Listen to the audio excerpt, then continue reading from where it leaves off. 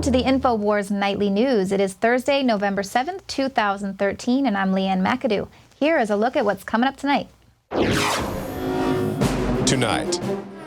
Obamacare by morning, over 6 people served. Country stars spoof Obamacare, and a world-famous artist showcases anti-NWO art. That's next on the Infowars Nightly News.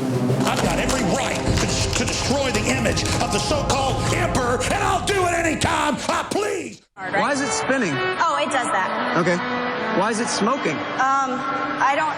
Maybe we should restart it. Obamacare by morning. Why is this taking so long? That was Carrie Underwood and Brad Paisley at last night's Country Music Awards. The two were on a rant about the faulty Obamacare website because Paisley injured himself twerking.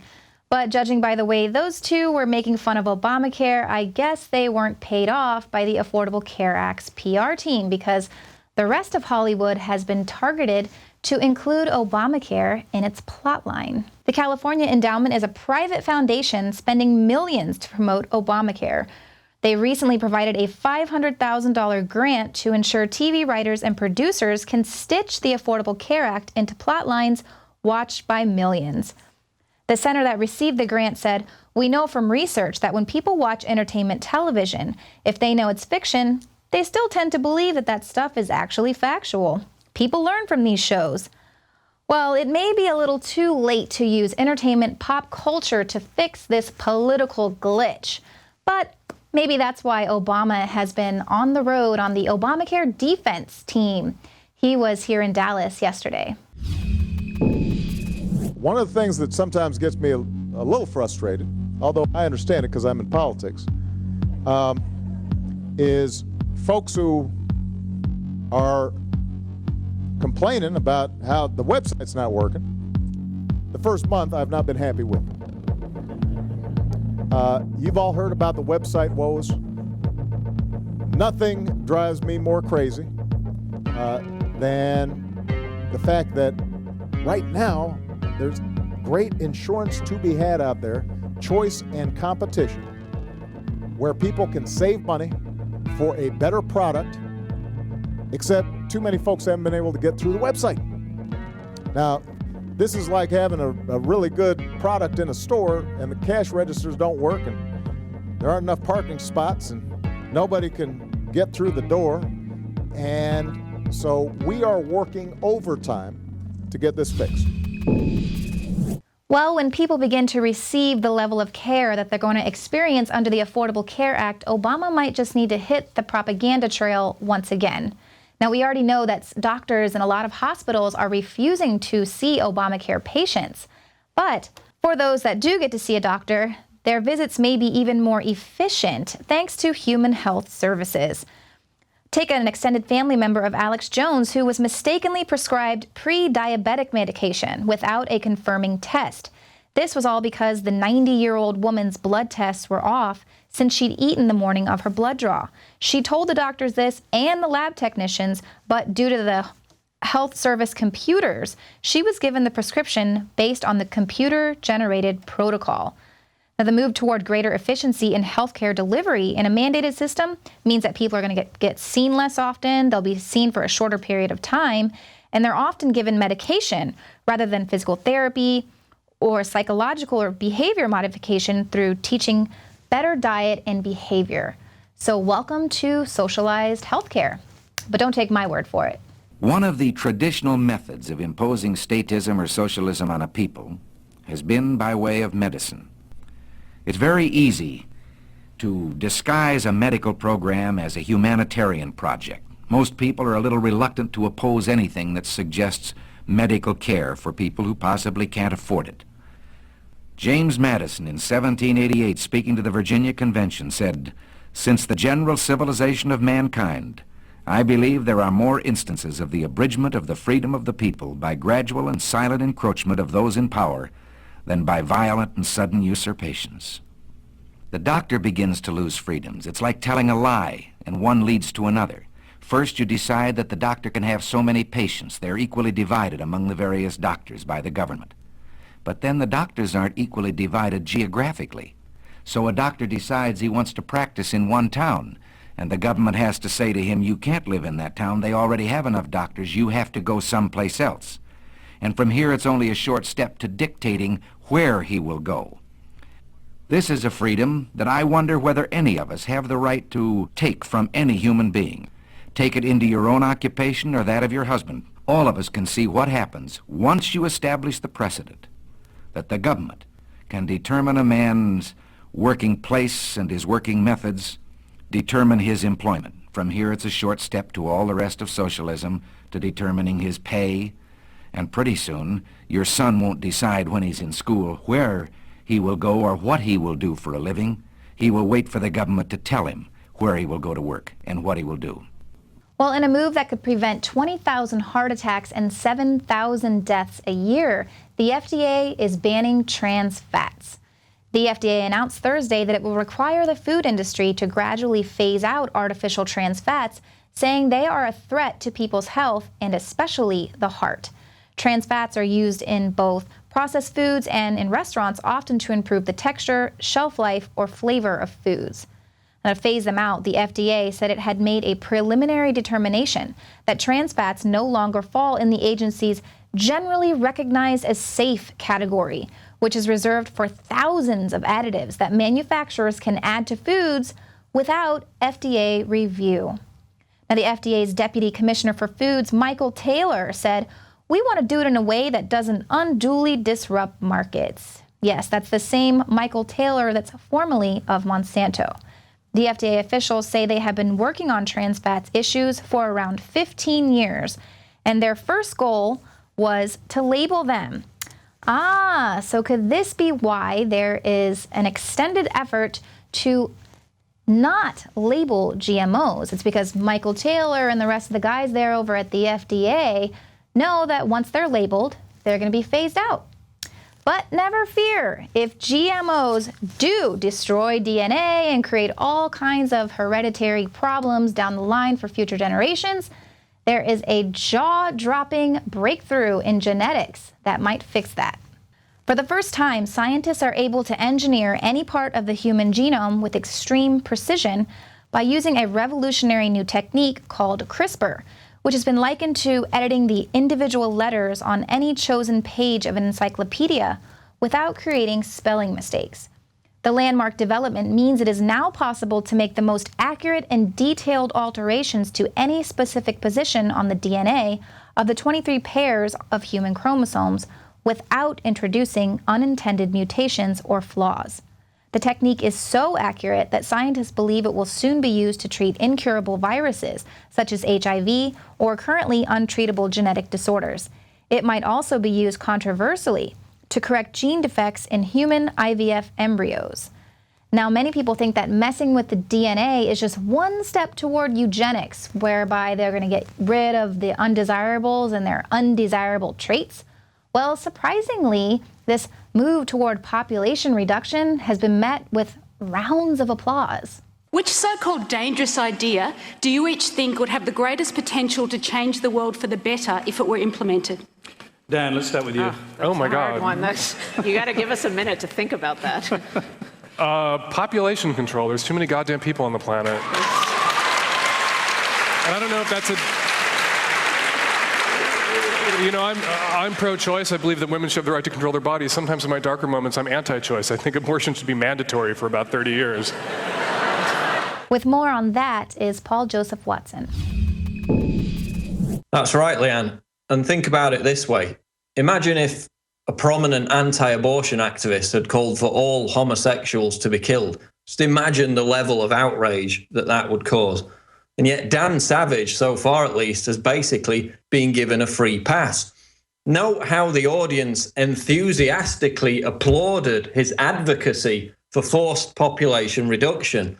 If they're so eager to see it happen, how about they put themselves and their children first in line for the culling? You know that's not going to happen. But Savage is only advocating the same concept that current White House science advisor John P. Holdren promoted in his 1977 book, Eco-Science. Forced abortions of the type ruthlessly imposed by the communist Chinese government. We've all seen the stories, women being kidnapped off the streets, out of their own beds, beaten up, dragged to state clinics, forcibly injected with abortion-inducing drugs, the babies forcibly aborted, thrown in a bucket. That's the kind of policy being advocated here. But aside from the moral outrage, Savage's argument is based on the debunked myth of overpopulation. Half the world is already below the 2.1 fertility replacement rate. Virtually all major European countries are well below it, as is America. We're actually not having enough children to replace ourselves at the current rate as it is. According to the UN's own figures, population will peak at around 9 billion in 30 to 40 years and drastically decline soon after. This demographic transition, which is what they refer to it as, actually means that the real threat facing humanity by the end of the century will be underpopulation, not overpopulation. So Savage's advocacy for mandatory abortion is not only morally repugnant, it's based on the completely fraudulent premise of overpopulation, which is a conspiracy theory constantly invoked by the Malthusian and eugenicist-driven establishment, as well as people like Ted Turner, who's got 5 kids but says that the one-child policy should be imposed worldwide, to attack our fertility rights and eviscerate our quality of life as they pursue their post-industrial revolution, which at its heart lay the debunked myth, the religion, the pseudoscience of overpopulation. Now back to Leanne McAdoo in the Infowars studios. Well, there you go. Overpopulation is just a conspiracy theory. So get out there and make some more freedom fighters for our army of truth. You got about 3 minutes during this break. But when we get back, I am going to tell you how you can win $10,000 fighting tyranny. And then we'll have a very special interview with world-renowned artist Anthony Freda.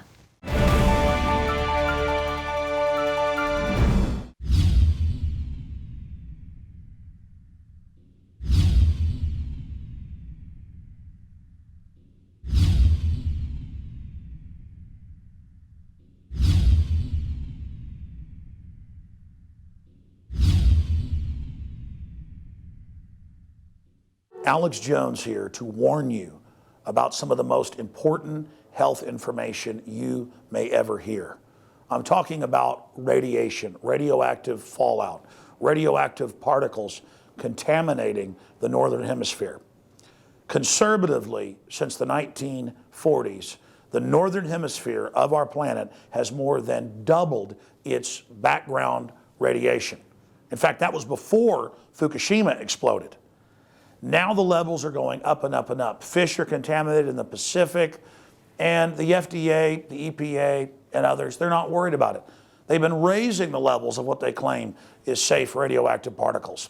So after more than 2 years of research into how to protect my family, looking at all the literature, talking to the experts, across the board they agreed iodine is key, but of the family of iodine, nascent, natural, non-GMO, non-factory iodine that comes from the earth is absolutely paramount for your thyroid and other functions in the body. The literature, the research, it's there. It's not my opinion. It is admitted that iodine is essential for the health of our bodies overall, and nascent iodine is the best form.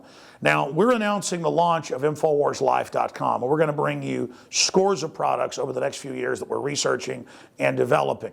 But nascent iodine is the first product we're coming out with because it's so important, and it's also listed as a fluoride detoxer. It does so many other things. Your body needs it, and when you don't have enough iodine, forget the radiation, your thyroid absorbs the sodium fluoride and other things. Nascent iodine and InfoWars Life Survival Shield in double strength at half the cost of the leading competitors.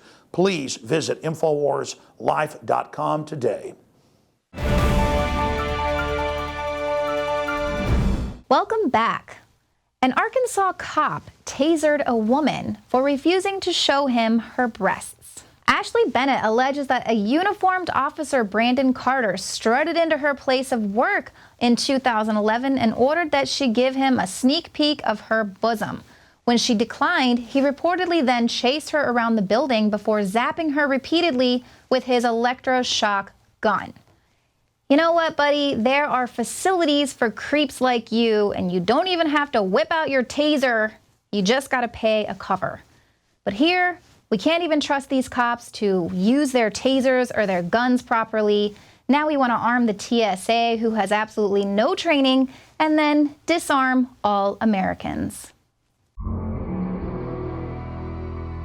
I'm Gigi Arnetta. Welcome to Tyranny Watch. Well, as the noose tightens on gun laws, gun manufacturers are packing up and moving out. In New York in particular, the SAFE Act has caused several gun companies to want to just pull up roots and relocate. American Tactical Imports announced it would be leaving New York and investing in a new facility in South Carolina. Carr Arms is relocating to Pennsylvania, and Remington is scouting Tennessee as a possible home. In Colorado, Magpul put up a substantial fight, taking the Second Amendment battle to the Senate, but it looks like they may have to relocate. Magpul made the announcement in February in response to new gun restrictions in the state. Connecticut-based Colt Manufacturing, which manufactures AR-15 style rifles and various firearms, decided earlier this year to announce its relocation to Texas. And following in their footsteps, PTR plans to abandon Connecticut for the same reasons. In California, the LAPD doesn't have enough crime to fight, so they're requiring ammo sellers to provide electronic statements of their sales, because of course rifling through paper is just too much trouble. Talk about Big Brother. They say it'll be more convenient for them because the way we do it now is we have to go out and manually look at the logs, and it's a nightmare. City Attorney Mike Feuer, in a report to the committee, noted there's a chance the city could be sued over the program, with the legal argument being that the city is preempted from enacting a measure that is now governed by state law. You think? He never asked about the people's Second Amendment rights. No, just simply, will we get caught and get sued? I'm Gigi Arnetta for Tyranny Watch on the Infowars Nightly News. And that's in addition to them tracking the ammo sales. They're tracking any ammunition that you buy online. The U.S. Post Office has to make a note of any ammunitions that they deliver to your house. They're also shutting down the last lead smelters that are operating in the U.S. of A. So if you got them, hang on to them because your bullets are going to be worth their weight in gold. Now stick around because up next we have an interview with world-renowned artist Anthony Freda.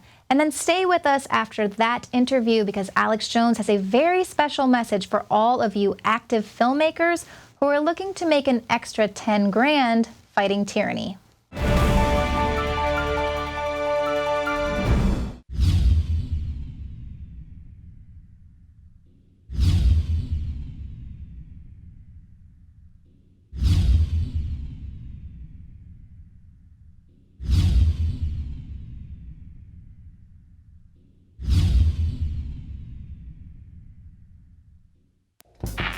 We're on the march. The empire's on the run.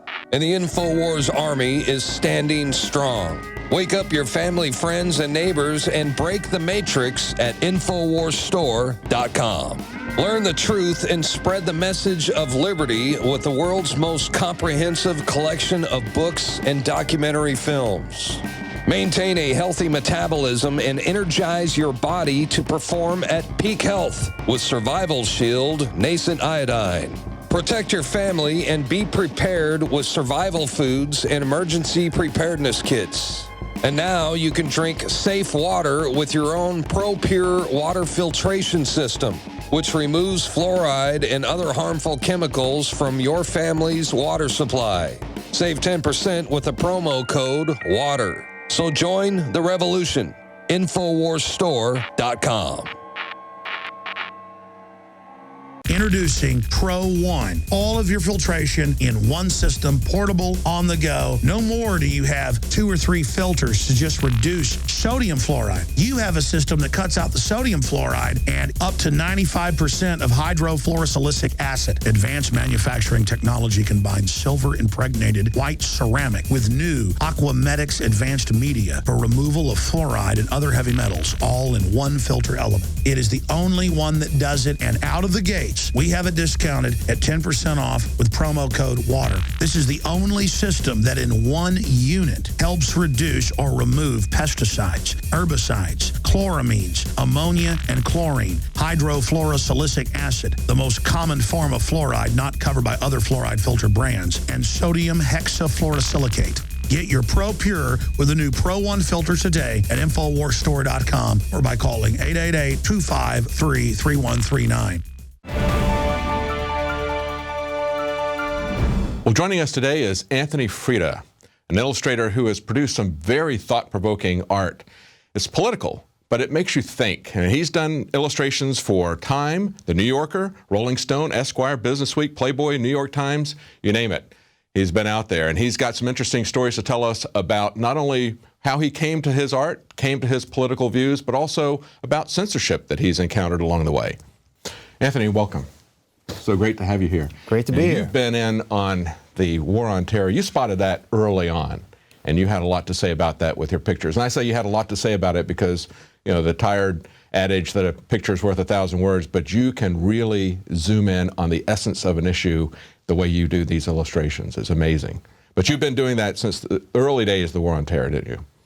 I have. I've been commenting on these issues for a long time, and I like to think of myself as an anti-war artist at the heart of what I do. That's kind of the preeminent ideas I want to get across. So you must have experienced some censorship like we're seeing with this recent case with the NSA coming after this artist that was making fun of their logo. Clearly not infringing on some kind of, as if the NSA could have a copyright on a logo because it's a government organization, but he's certainly not selling these shirts to people who are now pretending to go out and be NSA agents on the street, right? Well, if those are the standards that apply, then they can come after a lot of the work I did. But I have had stuff banned. I did a painting of Dick Cheney in an electric chair, which I think is just, you know, I mean, he is guilty of capital crimes. That's right. Or he's, you know, allegedly guilty of capital crimes, the war crimes that he's... Well, we were just talking before the interview that you said there's a lawyer who said that every one of the persons who's died... Mr. Bugliosi is working on a program that, I mean, he's, you know, the guy who prosecuted Charles Manson, he's a famous prosecutor, and he says that according to the law, the people who lied us into Iraq are guilty for murder. Literally a murder charge for every single American soldier that died in Iraq because they sent those kids in there on fraudulent pretexts, and that is a capital crime. How do we get to the situation where the government can lie to people, the government can commit crimes, and they're never held accountable for it? Well, I don't know. I mean, I think because we just let them get away with it, you know? We just let this kind of top-down system happen, and we had trust in our institutions, in the bankers, and in the lawmakers, and in the, you know, the politicians, and we had too much trust in them. You know, we weren't skeptical enough, and you know, we get heat. People think like you and I do for being skeptical of government, but I think the very predicament we're in right now is because we weren't skeptical enough, and that's really the heart of it. You know, it's asking questions is not a bad thing. Yeah. That's really the heart of any kind of freedom or any kind of democracy. Is with transparency and asking questions. This is not a subversive thing. This is part of the intrinsic part of the process that needs to be exercised more, and it's not. To paraphrase Patrick Henry, he's essentially said liberty is a jewel, and if anybody comes close to that, you guard that very carefully. You watch everything that they're doing. Because that's a tremendous temptation. It is like some kind of a precious jewel that they could take, because there's a lot of value for them to be able to do anything that they want to without any restrictions, which is where they are right now. They like that. That's always been a major temptation. They understood that. They were men who understood the nature of power. But we have become so naive and so trusting that we don't pay any attention to that. We don't question what they tell us. And it's this war against our liberties in an incremental basis. So de Tocqueville said, you know, the war against freedom will happen with a million tiny cuts. Yes. Until one day you wind up and you can't move. And they're all, you know, seemingly well-meaning, you know, well-intentioned things. Oh, that makes sense, you know, on some level. And at some point you realize you can't move. Well, everything is illegal. We say that with the Second Amendment. When they used the phrase, when they talked about the First Amendment, they knew that you could come in and you could take away the First Amendment with just a quick law. But they knew that with the Second Amendment, people would fight if they realized that was happening, right? So they talked about infringement.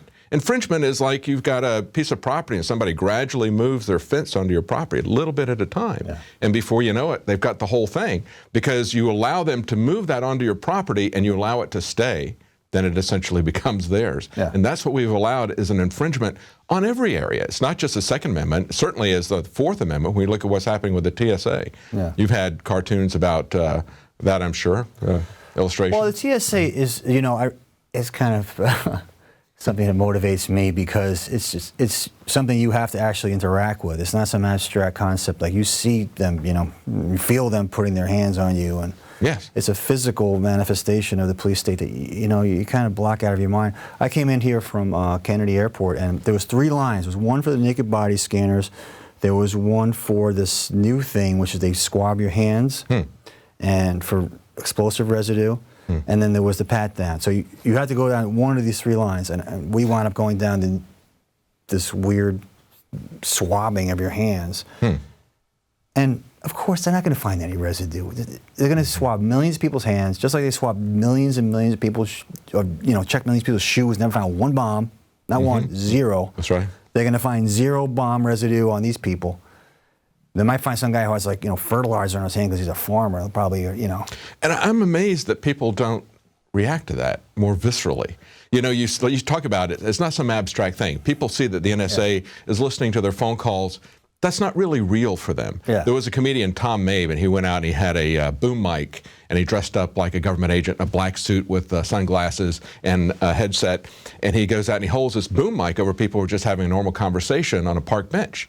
And they immediately get incensed because they realize what an affront that is to their dignity, to their privacy. And yet, it's kind of abstract when people are talking about, oh, they're listening to your phone conversations, and they call it metadata. It's like, oh, I don't know what metadata is, you know? And so they allow them to get away with that. But when you go to the TSA and you see them doing this to people, they're doing it to you, they're doing it to children, that's not something, it just doesn't make any sense to me that people can tolerate that. Well, it's intimidating. I mean, that's the thing. It's like when you're there, and I was there, you are intimidated. It's a physical presence. It's an intimidation. You know, we were late for our plane, and it's like, am I going to make a big stink? Am I going to, you know, be detained for 9 hours? It's B.F. Skinner.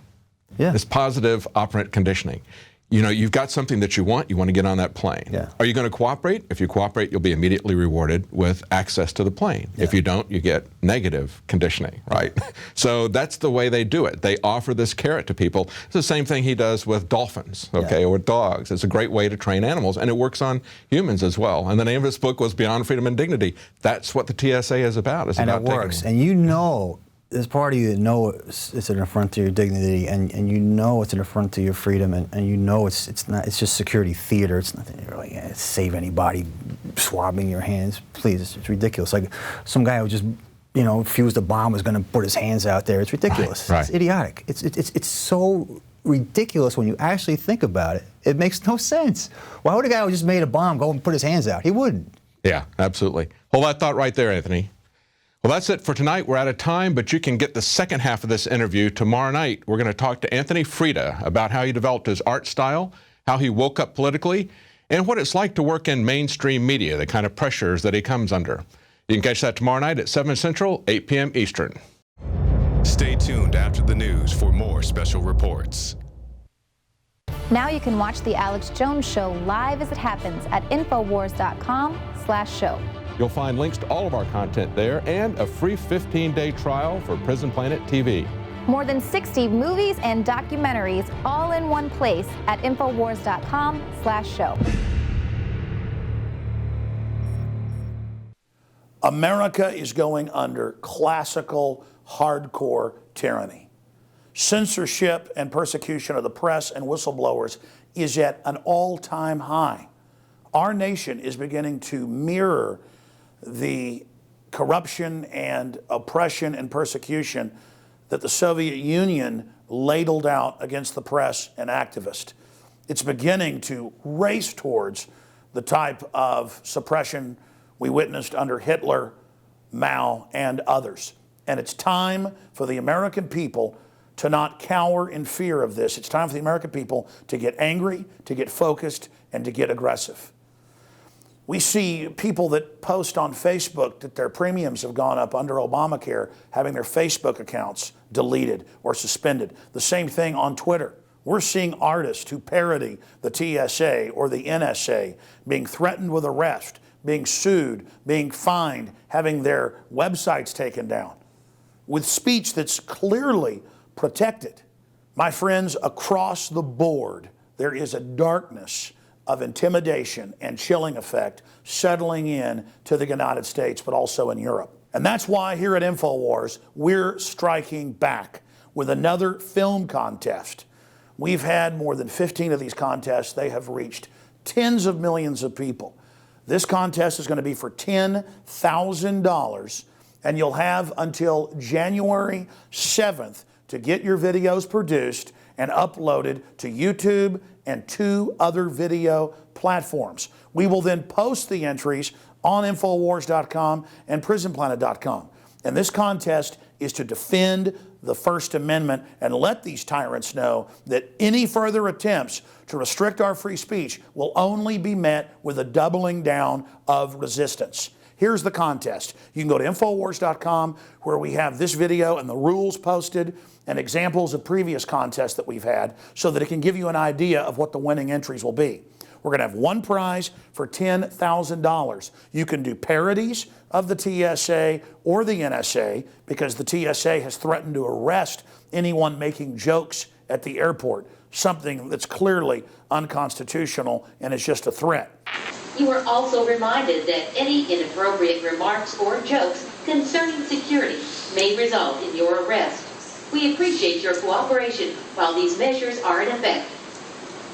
The NSA has gone after people making fun of them, as we just mentioned earlier. So it's important to also lampoon them and let them know that free speech is alive and well.